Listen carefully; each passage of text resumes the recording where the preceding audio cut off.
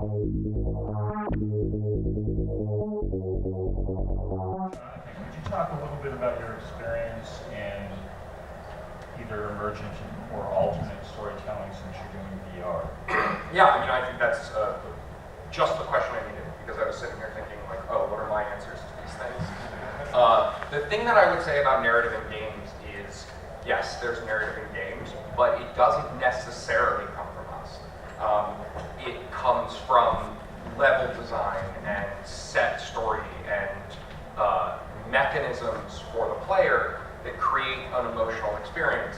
Now, that's true of almost any medium you could be in, right? Like if you work in film, your set director is also a storyteller. If you work in animation, your storyboard artist is also a storyteller. But writing in games is a much more technical position. In film and television, we are the first guy in and the first guy out. We make the blueprint for the thing, and then people go, okay, you need to get off the set, you're distracting people, and they usher you away. I mean, in television it can be a little different because you're servicing an executive role, but for the most part, first guy in, first guy out. Games, last guy in, last guy out. So, you know, there are narrative elements that get built into a game, but generally speaking, it's not by the people who serve as solely the game's writer. It's by the people who serve as creative directors and those kind of functionaries within a game studio. So what happens is they've made this incredible meal, and you're like the chef at the end that puts a sauce on that makes the entire thing fit together. Oh, these are the mechanics, these are the levels. Here's how you arrange them in a story that makes sense. Here's the dialogue that I can supply that makes this experience meaningful. So obviously, in the case of VR, environmental storytelling is gigantic.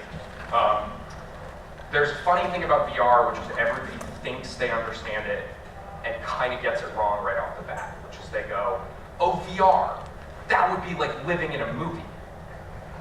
But you kind of can't utter a more meaningless statement.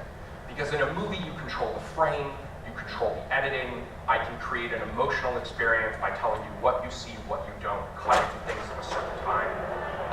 In VR, the user is in full control of an interactive environment. So I can't tell stories the same way. It's actually much more theatrical than it is cinematic. And the funny thing as a writer is, and it's kind of good because like the secret is, like I'm not a very good visual writer. Like I grew up on like theater and like Sorkin dialogue and like radio drama, like science fiction radio drama, like those were my passions. And VR is actually a lot like radio drama. Because in a weird way, I need to make sure that the dialogue that's carrying the story will function even if the player chooses to stare at a corner and look at nothing else in the gameplay environment.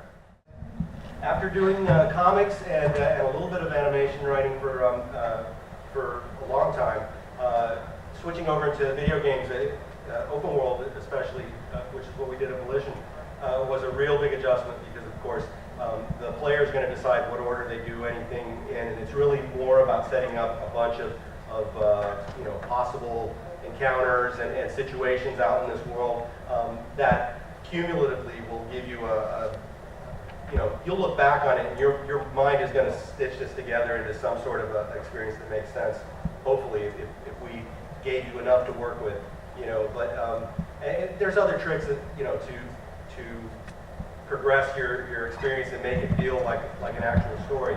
But that was a total creative kick in the ass for me, switching industries. How did you deliver deep emotional experiences?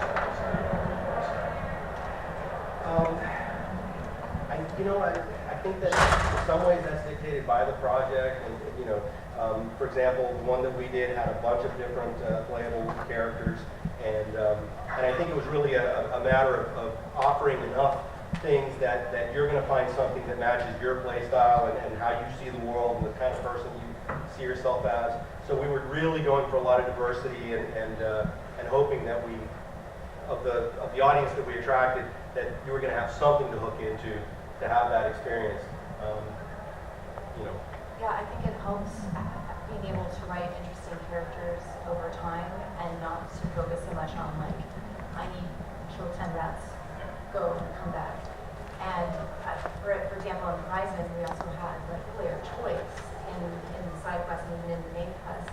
And I think that helps a lot, but not all of AAA can afford to do player choice. One game that I worked on recently, my creative director kept saying, I'm going to put it in your contract, no branching. And I'm like, it's not really branching, they can just choose not to do it. But yeah, I mean, I started out, I came out of MMOs, so open